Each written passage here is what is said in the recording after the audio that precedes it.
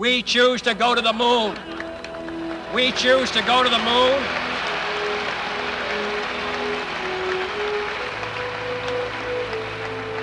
We choose to go to the moon in this decade and do the other things, not because they are easy, but because they are hard. Because that goal will serve to organize and measure the best of our energies and skills. Because that challenge is one that we're willing to accept, one we are unwilling to postpone, and one we intend to win. Just 2 decades prior to President Kennedy's speech, the world was embroiled in a massive war. World War II was the deadliest conflict in human history. To prevent further casualties and swiftly end the war, the United States and some of its allies developed a weapon of mass destruction under a shroud of secrecy. Termed the Manhattan Project, the effort brought together the brightest minds in the Western world, who gathered in the desert of New Mexico to produce the world's first atomic bomb. While the Soviet Union was considered an ally of the US during World War II, it was deliberately excluded from the project. Near the conclusion of the war, the Soviets learned of the plan through their extensive network of spies and began developing their own atomic bomb. The aftermath of World War II saw the rise of 2 unchecked superpowers, the United States and the Soviet Union, allies of convenience during the war. After the threat of a common enemy in Nazi Germany was dismantled, the US and Soviet Union now found themselves at odds. Distrustful of each other and their inherently different ideologies, the 2 sides began to build up nuclear armaments in preparation for a possible nuclear Armageddon. Even in schools, children were taught what to do in case the Soviets launched a missile. First, you duck, and then you cover. While the 2 superpowers never engaged directly in all-out combat, this period of mutual hostility was known as the Cold War. For the US and USSR, these tensions manifested themselves in all aspects of their politics, policies, and projects. Aside from the development of the 2 sides' nuclear arsenals and deployment of conventional military forces, the struggle for dominance was expressed via proxy wars around the globe, psychological warfare, mass propaganda campaigns, espionage, rivalry at sports events, and technological competitions such as the space race. On July 29, 1955, the United States announced to the world their intent to launch artificial satellites into space. 4 days later, the Soviet Union responded, declaring that they too would launch a satellite in the near future. On October 4, 1957, while the Americans were still finalizing plans, Sputnik launched. The Soviets had created the world's first artificial satellite. CBS Television presents a special report on Sputnik 1, the Soviet space satellite. Douglas Edwards reporting. Until 2 days ago, that sound had never been heard on this earth.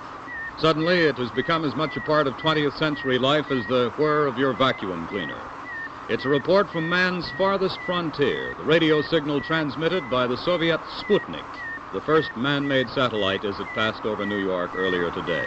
The Sputnik launch caught Americans by surprise and sparked fears that the Soviets might also be capable of sending missiles with nuclear weapons from Europe to America. The United States prided itself on being at the forefront of technology, and embarrassed, immediately began developing a response. However, before the Americans could regroup, a second Soviet satellite was launched a month later. Named Sputnik 2, it carried Laika, a dog, into space, paving the way for human spaceflight. In December of that year, America attempted to launch Vanguard, a satellite of its own, but it exploded shortly after takeoff. This string of failures made the US realize that they had to take dramatic action. In 1958, Congress enacted the National Defense Education Act, which provided loans for college tuition to students majoring in math and science, in the hope that they would contribute to the space effort. In July of that year, President Eisenhower signed the National Aeronautics and Space Act into law, thereby creating NASA and confirming the country's commitment to winning the space race. He considered NASA to be a historic step, further equipping the United States for leadership in the space age. In establishing NASA, Congress was creating a technocratic institution.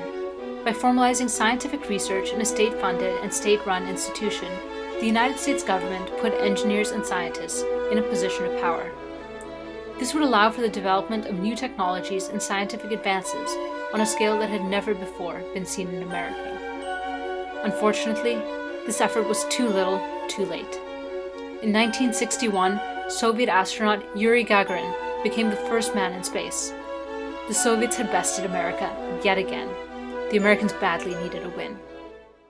After consulting with several key officials, Kennedy concluded that landing an American on the moon would be a very challenging technological feat, but an area of space exploration in which the US actually had a potential lead. Kennedy's direction gave NASA a new purpose: to go to the moon within the decade. Over the next few years, NASA boasted a string of successes in space.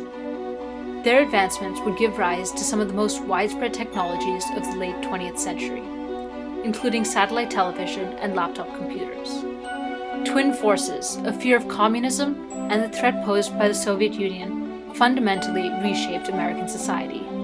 In a show of unprecedented national solidarity, Americans of all walks of life came together to take on a project of immense scope: to send a man to the moon and back. This unification led to dramatic changes within society as the government's role in scientific research and development greatly expanded, and a new emphasis was placed on STEM education. The hopes of many were soon realized. July 16th, 1969. Millions watched as Apollo 11 launched into space. 13 hours later, American astronaut Neil Armstrong takes his first steps on the moon. It's one small step for man, one giant leap for mankind.